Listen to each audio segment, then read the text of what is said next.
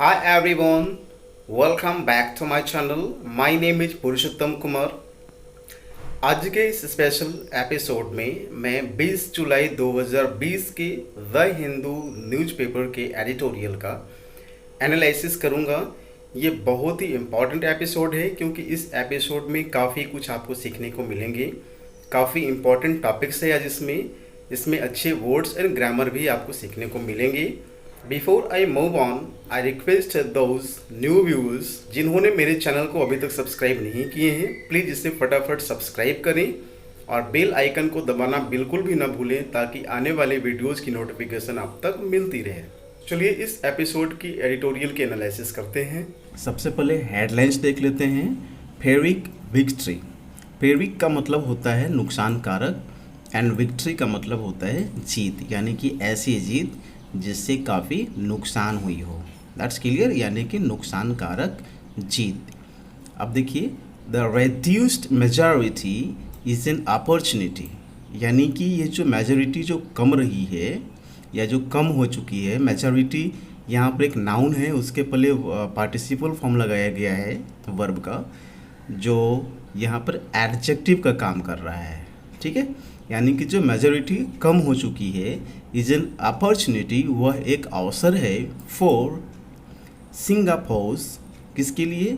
Singapore के जो ruling party है, पार्टी एक नाउन है, उसके पहले रूलिंग जो रूल वर्ड है उसमें हमने आईएनजी लगाया, यानी कि पार्टिसिपल फॉर्म बनाया है। तो रूलिंग पार्टी का मतलब जो पार्टी रूल कर रही है, यानी कि शासन में अभी भी बनी हुई है, टू इनिशिएट रिफॉर्म्स, है ना। तो उसके लिए जो रिड्यूस्ड मेजॉरिटी है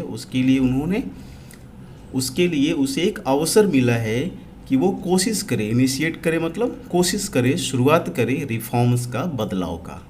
ठीक है। Can Singapore peoples action party मतलब PAP of prime minister Lee Hsien Loong reinvent itself. Prime minister Lee Hsien Loong की जो पार्टी है, पीपल्स एक्शन पार्टी सिंगापुर की, उसे री इन्वेंट करने की ज़रूरत है ना। तो यहाँ पर क्या सवाल कर रहा है कि क्या सिंगापुर की जो पीपल्स एक्शन पार्टी है, जो ये party prime minister Lee Hsien Loong की है, क्या ये अपने आप को री इन्वेंट कर पाएगी? मतलब क्या ये अपने आप को नए तौर पर एक अलग रूप में लोगों के सामने लाएगी, देश के सामने लाएगी? ठीक है, क्या यह इस तरह से कर पाएगी? तो री इन्वेंट का मतलब होता है पहले जो स्थिति थी उसके बजाय एक नया रूप लाना, एक नया परिवर्तन लाना। That is the looming question. याद रखें, दैट यहाँ पर डेमोन्स्ट्रेटिव प्रोनाउन के रूप में इस्तेमाल किया गया है। जो है, दैट इज़ जो है, लूमिंग क्वेश्चन। दैट किसके लिए आया है? इस पूरे क्वेश्चन के लिए आया है ना। ये जो पूरा क्वेश्चन किया गया है, इस पूरे क्वेश्चन के लिए दैट का इस्तेमाल हुआ है कि that is the looming question. यह एक लूमिंग का मतलब वेरी इंपॉर्टेंट, है ना। तो इम्पॉर्टेंट के सेंस में यहाँ पर है कि यह एक बहुत ही महत्वपूर्ण सवाल है। इन द सिटी स्टेट, याद रखेंगे। अब यहाँ पर ये थोड़ा टेक्निकल वर्ड है। सिटी स्टेट का मतलब क्या है सेंस में? जो सिंगापुर था वो पहले मलेशिया का पार्ट हुआ करता था, फिर ये जब ये आज़ादी मिला, उसने वहाँ से अपने आप को आज़ाद करवाया मलेशिया से। तो चूँकि जब मलेशिया का पार्ट था तब यह एक सिटी था मतलब शहर था। बाद में इंडिपेंडेंस के बाद यह अपने आप को एक इंडिपेंडेंट स्टेट बना लिया। तो जब इस तरह के कोई स्टेट जो पहले सिटी होते हैं, जो पहले शहर थे, अपने आप को बाद में स्वतंत्र कर लिए और स्वतंत्र जो शासन वहाँ पर शुरू हो गई, स्वतंत्र सरकार शुरू हो गई, तब वैसे जो राष्ट्र होते हैं या कंट्री आप बोल सकते हैं, उनको सिटी स्टेट बोलते हैं। ठीक है, तो इस तरह से हो गया है ना। अब यहाँ पर एक थोड़ा सा नॉलेज पॉइंट ऑफ व्यू से ले लेते हैं कि क्या भारत जो है वह एक नेशन स्टेट है या स्टेट नेशन है, क्या है?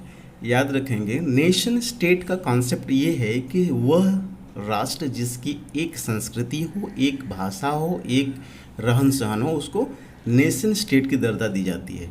भारत में चूँकि संस्कृति की विविधताएं हैं, बोली भाषाएं कितने सारे बोली जाती हैं, इसलिए भारत जो है ओरिजिनली जो है वो नेशन स्टेट नहीं हो सकता है, ये स्टेट नेशन हो सकता है, क्योंकि ये क्या है, यूनियन ऑफ स्टेट्स है ना, भारत में राज्यों का संघ है, बहुत सारे राज्य मिला करके ये बने हुए हैं। That's clear. चलिए अब आते हैं मेन पॉइंट पर। तो कहता है कि यह एक बहुत ही महत्वपूर्ण सवाल है कि ये जो सिटी स्टेट है, डिस्पाइट के बावजूद, यहाँ पर एक ग्रामर का फॉर्म समझ लें, डिस्पाइट अपने साथ ऑफ नहीं लेता है, तो एग्जाम में कभी भी ऑफ लगा कर आए तो उससे आप गलत समझें, उसके जगह पर इन स्पाइट ऑफ हो सकता था, ठीक है।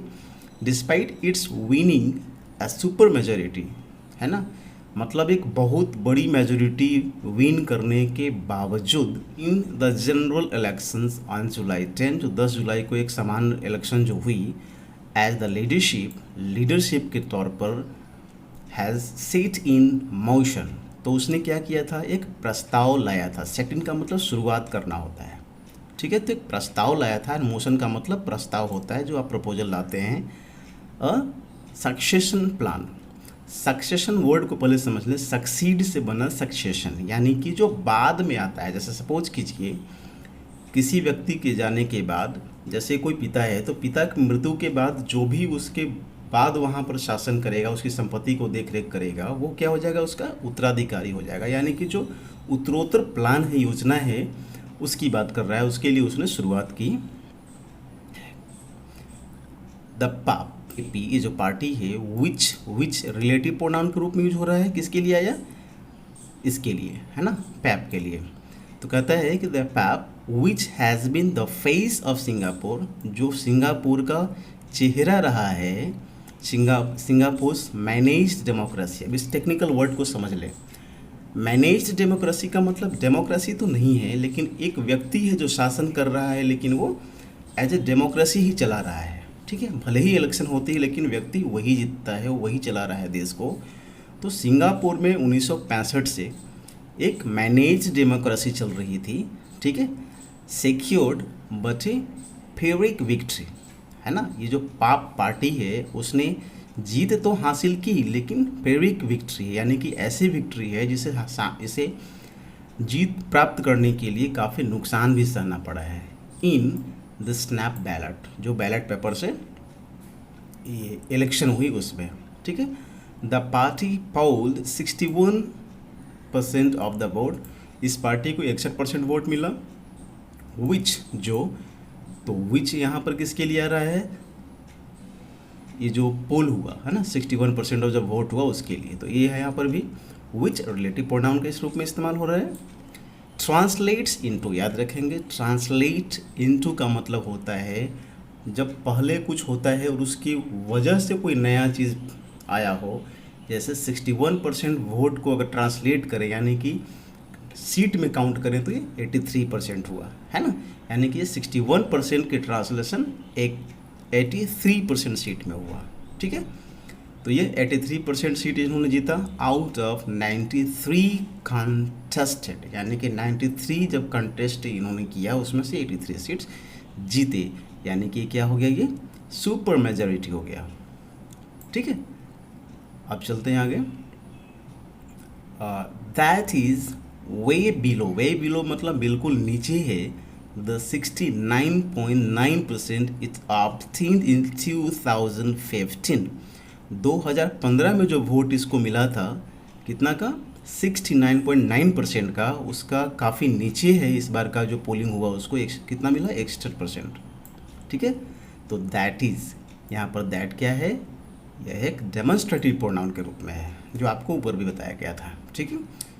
During the commemoration of 50 years of Singapore independence, कहता है कि सिंगापुर की स्वतंत्रता की जो 50 वर्ष की जो समारोह थी, 50 वर्ष के समारोह के दौरान, अब यहाँ पर देखिए कमेमोरेशन जो होता है ना, वो इसका मतलब होता है किसी भी खास घटना के याद में अगर आप कोई सेलिब्रेशन करते हैं उसको कमेमोरेशन बोलते हैं, ठीक है। तो उसके दौरान इन द आफ्टरमाथ याद रखेंगे, मतलब मोटा मोटी इसको समझेंगे, रिजल्टेंट, है ना, जो किसी चीज़ के करने से होने की वजह से जो नया रिजल्ट निकलता है उसको आफ्टरमाथ बोलते हैं। तो कहता है कि in the aftermath of the death of countries founder, country के जो संस्थापक थे उनके डेथ के बाद जो रिजल्टेंट हुआ, and the first prime minister Lee Kuan Yew. अब थोड़ा सा यहाँ पर एक ग्रामर समझ लेंगे। यहाँ पर एंड से दो चीज़ जुड़ा हुआ है, countries founder and prime minister Lee Kuan Yew, और इसके लिए हमने द आर्टिकल का इस्तेमाल ऊपर में किया है। इसका मतलब ये हुआ कि व्यक्ति एक ही है जो देश का फाउंडर भी है, संस्थापक भी है, और वो प्राइम मिनिस्टर भी है। ठीक है, तो इसीलिए हम दोनों के साथ एंड के साथ जोड़ने के बाद द आर्टिकल का इस्तेमाल इसमें किया गया है। अब यहाँ पर ग्रामर क्लियर हो गया आपका। चलिए, प्राइम मिनिस्टर लीज फादर, ये जो लीज हैं उनके पिता थे, वर्तमान में जो प्राइम मिनिस्टर है वहाँ के सिंगापुर के, उनके पिता थे वो। तो कहता है कि उनकी डेथ के बाद जो है ना, वो इस तरह का कुछ रिजल्टेंट अलग हुआ है। ठीक है, the parties record lowest performance was 60% इन 2011। इस पार्टी का जो सबसे खराब जो परफॉर्मेंस था वो 60% था। The PAP's poor showing is all the more telling। कहता है कि जो पार्टी है, पार्टी की जो पुअर परफॉर्मेंस है वो इज़ ऑल द मोर, मतलब वो लगभग सब कुछ बतला दे रही है, is telling because the elections way call months be ahead of schedule. कहता है कि जो इलेक्शन है जो स्केड्यूल हुआ था, यानी कि जो डेट उसका तय हुआ था वो महीनों पहले हो गया। And the covid restrictions denied the opposition, और ये जो कोविड-19 की वजह से जो रेस्ट्रिक्शन लगाई गई थी देश में, उसने डिनाई किया है, इनकार किया है द अपोजिशन, किसको, जो विपक्षी पार्टियां हैं उनको, इवन द नॉर्मल, यानी कि उनको सामान्य तौर पर भी अवसर नहीं दिए गए। इफ़ हाईली लिमिटेड, अगर इसको बहुत ज़्यादा लिमिटेड रूप से देखा जाए, अगर किया गया है तो, चैनल्स ऑफ आउटरीच, मतलब जो माध्यम है, आउटरीच का मतलब पहुंच का, यानी कि अपोजिशन को भी लोगों के बीच में जाने की ज़रूरत थी, लोगों को मिलना था, लेकिन वो जो आउटरीच है, जो पहुंच है, ड्यूरिंग 9 डे कैंपेन पीरियड, जो 9 दिन का जो कैंपेन पीरियड मिला है, जो इलेक्शन के दौरान हम रैलियां करते हैं, कैंपेन करते हैं उसके लिए, तो ये काफ़ी लिमिटेड था। नॉर्मल कोर्स में ऐसा नहीं होता है, बिल्कुल इनको लिमिट कर दिया गया था, पर मतलब जो विपक्षी थे उनके लिए ज़्यादा अवसर उनको नहीं दिया गया। क्रूशियली, निर्णायक तौर पर, मिस्टर ली हैज़ एक्नॉलेज्ड, यानी कि ली जो है वहाँ के प्रीमियर जो है, उन्होंने इस बात को समझ लिया था, हैं, the real meaning of the PAP's reduced majority, है ना, कि पाप की जो मेजोरिटी घटी है इसका सही मायने क्या है, ये उन्होंने समझ लिया था। विच ही डिस्क्राइब्ड एज, जिसे उन्होंने वर्णन किया है as a reflection of the desire of youngest voters for great diversity of voices in parliament, जिसको उन्होंने बताया कि ये जो यंग वोटर्स हैं उनकी जो डिज़ायर है ना, उसकी रिफ्लेक्शन है, जिसकी वजह से हमारी मेजोरिटी घट गई। ठीक है, यानी कि जो वोटर हैं उनको डाइवर्सिटी चाहिए, उनकी वॉइस में डाइवर्सिटी चाहिए, विविधता चाहिए इन पार्लियामेंट, इसलिए वे जो है उनके अंदर परिवर्तन इस तरह के आ रहे हैं, और उन्होंने जो वोटिंग किया है जिसके वजह से हमारी मेजोरिटी घटी है। ठीक है, इन ए कंक्रीट रेस्पॉन्स, बिल्कुल ठोस प्रत्युत्तर में, ही हैज़ अनाउंस्ड, उन्होंने अनाउंस किया है दैट वर्कर्स पार्टी, जो वर्कर्स पार्टी के चीफ हैं Pritam Singh, would be formally recognised as the leader of opposition, उनको औपचारिक तौर पर विपक्ष नेता के तौर पर मतलब दर्जा दिया जाएगा। एंड अनप्रेसिडेंटेड डेवलपमेंट, कहता है कि यह एक जो डेवलपमेंट हुई है कि जो सामने वाली पार्टी है उसने विपक्षी का दर्जा सामने वाले को दे रहा है, तो यह एक अनप्रेसिडेंटेड डेवलपमेंट है, यानी कि इसके पहले इस तरह का नहीं होता था, विपक्षी का दर्जा किसी को नहीं मिलता था। तो यह एक अभूतपूर्व विकास है in Singapore unicameral legislature. Unicameral का मतलब समझ लीजिए, भारत में बाईकैमरल है ना, हम राज्यसभा और लोकसभा दोनों चलाते हैं, राज्यसभा और लोकसभा, है ना, बट वहाँ पर एक ही पार्लियामेंट है। हमारे यहाँ दो दो चलते हैं, लोकसभा राज्यसभा, बट वहाँ पर एक ही है, इसीलिए यूनिकैमरल लेजिस्लेचर बोला गया। ठीक है, the 10 seats the WP has won, WP किसको बोला गया, जो पार्टी है, है ना, वर्कर्स पार्टी। तो वर्कर्स पार्टी ने 10 सीट जीती है अप फ्रॉम 6 इन 2015, यानी कि 2015 में उनकी जो संख्या थी 6 थी सीटों की, वो 10 हो गई, यानी कि पहले से बढ़ गया है। Is the highest ever by opposition party, यानी कि सिंगापुर में अभी तक अपोजिशन पार्टी जितनी सीटें जीतती थी उसमें सबसे हाईएस्ट है ना। These are gains in voteage in effect of one party state. ये जो गेन हुआ है वो क्यों हुआ इस तरह का, क्योंकि ये जो सिंगापुर की जो स्टेट है, यानी कि जो देश है, ये वन पार्टी की तरह चल रही थी। ठीक है, जो आपको ऊपर में बताया हमने, मैनेज्ड डेमोक्रेसी है ना, एक मैनेज डेमोक्रेसी के रूप में चल रही थी। तो इसके प्रभाव में ये नया गेन हुआ है, नया परिवर्तन हुआ है। वेयर जहाँ द वर्कर्स पार्टी अपोजिशन वोन इट्स फर्स्ट पार्लियामेंट्री सीट इन 1981, जहाँ पर 1981 में पहली बार जो है ये वर्कर्स पार्टी जो अपोजिशन पार्टी है उसने जीती थी seat. 16 years after Singapore separation from Malaysia, यानी कि मलेशिया से सिंगापुर को जो सेपरेट हुआ था, अलग हुआ था, उसके 16 साल बाद। अनदर दूसरी डायलेमा जो मतलब जो कौतूहल है फॉर मिस्टर ली के लिए, is the slender margin of victory. Slender margin याद रखेंगे, विक्ट्री जो वर्ड है उसके लिए कॉलोकेशन का इस्तेमाल किया जा गया है यहाँ पर, यानी कि ऐसे वर्ड जो पर्टिकुलरली किसी वर्ड के साथ ही चलते हैं। तो विक्ट्री के साथ अगर विक्ट्री बिल्कुल मार्जिनल हो, कम संख्या से अगर वोट कोई जीतता हो, तब वहाँ पर स्लेंडर। स्लेंडर क्या मतलब याद रखेंगे, थीन, पतला, दुबला। लेकिन यहाँ पर चूँकि विक्ट्री के लिए है तो यहाँ पर कम मार्जिन के हिसाब से समझेंगे जिसको, ठीक है, मतलब कम वोटों से जीत हुई हो। तो slender margin of victory for the countries deputy prime minister. Country के जो डेप्यूटी प्राइम मिनिस्टर हैं बिल्कुल मार्जिन वोट से, बहुत कम वोट से जीते हैं। फाइनेंस मिनिस्टर भी बहुत कम वोट से जीते हैं। Who is tipped to succeed as a premier. अब यहाँ पर याद रखेंगे, टिप जो वर्ड है वो अपने साथ ट यहाँ पर लगा करके इन्फिनेटिव का इस्तेमाल किया है, ठीक है। और टिप ट का मतलब होता है पॉसिबिलिटी दिखाना भविष्य का, है ना। तो यहाँ पर क्या बोल रहा है, who is tipped to succeed as a premier in 2022, यानी कि 2022 के प्रधानमंत्री के तौर पर इनको देखा जा रहा है, ठीक है। पॉसिबिलिटी यहाँ पर दिखा रहा है। तो जहाँ भी आपको पॉसिबिलिटी दिखाना है भविष्य में कुछ होने वाले, तो टिप टू आप इस्तेमाल करेंगे। वेयर एज, जबकि मिस्टर ली हैज़ ऑलरेडी, पहले ही हिंट कर चुके हैं, hint that he might stay on until the end of the pandemic, कि वह बने रहेंगे इस पद पर जब तक ये महामारी नहीं खत्म होती है, ठीक है। द इलेक्शन आउटकम खुद further alter the time table, कहता है कि इलेक्शन का जो आउटकम है वह टाइम टेबल आगे भी कुछ चेंज कर सकता है, ऑल्टर कर सकता है।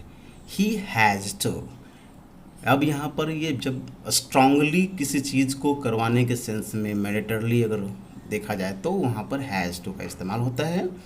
He has to fix an economy that is in recession, यानी कि वह अर्थव्यवस्था जो कि ऑलरेडी रिसेशन में है, जो मंदी में है, उसे उनको फिक्स करना पड़ेगा। फिक्स मतलब ठीक करना पड़ेगा। Continue to fight the coronavirus, और उनको फाइट करना पड़ेगा क्या, कोरोना वायरस आउटब्रेक का, ये जो प्रकोप है, महामारी है उसका। एंड अडेप्ट हिमसेल्फ टू, याद रखेंगे, अडेप्ट हिमसेल्फ टू यहाँ पर एडजस्ट करने के सेंस में है। अडेप्ट अपने साथ टू प्रीपोजिशन लेगा, कब, जब वो यह पॉजेसिव फॉर्म वाले प्रोनाउन का इस्तेमाल होगा, ठीक है।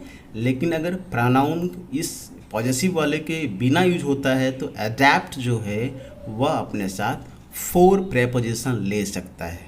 क्लियर, आगे चलते हैं। तो कहता है कि adept himself to the winds of political changes, ठीक है। तो उनको एडजस्ट करना पड़ेगा ये जो पॉलिटिकल हवाएं जो बदल रही हैं। अब यहाँ पर याद रखेंगे यह एक फ्रेज है, द विंड्स ऑफ चेंज, याद रखेंगे फ्रेज है द विंड्स ऑफ चेंज, जिसका मतलब होता है परिवर्तन का दौर, है ना। जब हर जगह कुछ न कुछ, हर पल पर, हर समय पर कुछ कुछ परिवर्तन हो रहा है समाज में पॉलिटिकली, तो वहाँ पर द विंड्स ऑफ चेंज का इस्तेमाल किया जाता है। तो वही यहाँ पर किया गया है, the winds of political changes, यानी कि जो राजनैतिक परिवर्तन की जो दौर है, जो माहौल है, ठीक है, उसकी बात कर रहा है। उसे एडजस्ट करना पड़ेगा मिस्टर ली को, ठीक है। इट इज़ कंसीवेबल, कंसीवेबल मतलब पॉसिबल, या ऐसा पॉसिबल है that given the gradual democratisation of the polity, कहता है कि यह देखते हुए, गिवन का मतलब यहाँ पर देखते हुए, कि जो ग्रेजुअल मतलब धीरे धीरे, डेमोक्रेटाइजेशन ऑफ द पॉलिटी, जो लोगों के बीच में जनतांत्रिक चेतना जो धीरे धीरे बढ़ रही है, उसको देखते हुए यह संभावित है कि that सिंगापुर's customary method of settling the leadership question behind the closed doors, कहता है कि जो सिंगापुर का एक रीतिगत मेथड है कि लीडरशिप का जो सवाल होता है वो बिहाइंड क्लोज डोर सेटल होता है, यानी कि सीक्रेटली होता है, ठीक है। Would sooner rather than later, मतलब याद रखेंगे, सूनर मतलब जल्दी और लेटर मतलब देर से। तो कहता है कि देर के बजाय सूनर, यानी कि जल्द ही, become a subject of public debate, यानी कि लोगों के बीच में यह डिबेट का मुद्दा बन जाएगा। क्या कि भाई इस देश में जो लीडरशिप की सिलेक्शन होता है वो बिहाइंड क्लोज डोर क्यों होता है, ठीक है। That is a sign of, यहाँ पर दैट फिर से डेमोस्ट्रेटिव प्रोनाउन का है कि ये जो पूरी बातें जो हो रही है वह क्या है, एक साइन है, एक प्रतीक बतला रहा है, is a sign of an evolving society, कि समाज जो है वो इवॉल्व कर रहा है, उसमें परिवर्तन हो रही है। वेयर कॉमा, अब समझेंगे, आपको पहले भी वीडियोज़ में मैंने बता चुका है कि जब किसी सेंटेंस में कॉमा आ रही हो, इसका मतलब कि वहाँ पर आपको इन्फॉर्मेशन एडिशनल मिलेगा, अलग से कुछ इन्फॉर्मेशन आ रही है। वो क्या है, बिसाइड्स मतलब के अलावे, बिसाइड में अगर एस लगाएंगे तो के अलावे, और बिसाइड उसके बिना होगा तो के बगल में। तो यहाँ पर क्या है, के अलावे के सेंस में आ रहा है। Besides the benefits of economic affluence, कहता है कि जो आर्थिक समृद्धता है उसके फायदे के बावजूद citizens recognize the value of greater political participation for its own sake and regard, कहता है कि आर्थिक समृद्धता के साथ साथ जो लोगों के अंदर एक रिकॉग्निशन है, वो रिकॉग्नाइज कर रहे हैं, इस चीज़ को पहचानने की कोशिश कर रहे हैं कि भाई the value of greater political participation जो है वो खुद के लिए, फॉर इट्स ओन सेक, खुद के लिए और इससे संबंधित बहुत ज़रूरी है। मतलब बृहद पैमाने पर राजनयिक पार्टिसिपेशन मतलब संभाग जो है बहुत ज़रूरी है, इसकी बहुत इम्पॉर्टेंस है, वैल्यू है, इसकी कीमत है।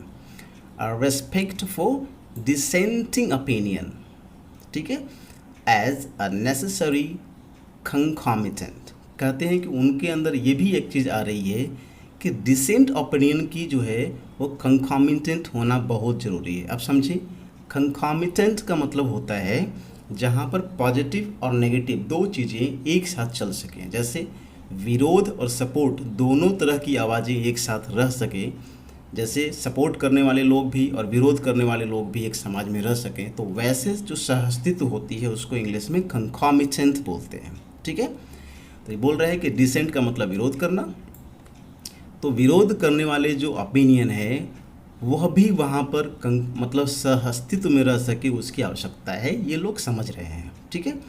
सिंगापुर पॉलिटिकल लीडरशिप, सिंगापुर की जो राजनीतिक लीडरशिप है, शुड चाहिए, रीड मतलब समझना, द मैंडेट इस जनमत को समझने की ज़रूरत है उनको, करेक्टली सही सही, and fast track the countries democratisation process, और उनको क्या करना चाहिए, देश में जनतांत्रिक प्रोसेस जल्दी ही लाना चाहिए, ठीक है। Friends, I hope I have made my points clear. You will really like this video. Please hit the like button and share to your circles, your friends, your contacts. Thank you.